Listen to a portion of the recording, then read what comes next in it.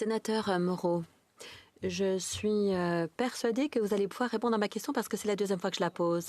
L'automne dernier, j'ai rencontré une délégation de la Première Nation KOSS et de la chef Erika Boudin. Ils étaient à Ottawa pour parler de leurs revendications.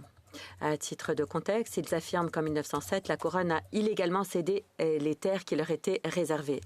Au début de 2020, le gouvernement a accepté de négocier un règlement. Je comprends qu'il y a eu un négociateur qui a conclu un accord verbal en 2023, mais on attend toujours que l'accord soit officialisé. Mais qu'est-ce qui se passe? Qu'est-ce que je dois dire au chef Baudin et aux autres membres de la Première Nation la prochaine fois que je les vois? Combien de temps est-ce que ces personnes vont devoir attendre avant qu'ils obtiennent gain de cause par rapport à leurs revendications?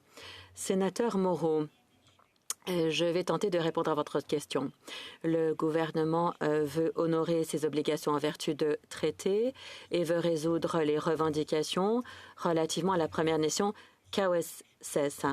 Étant donné la conjoncture financière, les revendications vont devoir être étudiées de fond en comble et ça peut prendre un certain temps. Je ne peux pas vous donner davantage d'informations étant donné les négociations de nature confidentielle, mais je peux vous dire que les pourparlers ont cours et que le gouvernement est engagé envers une résolution. Sénatrice Mugli. La chef Baudin et les conseillers travaillent sur cette question depuis des années.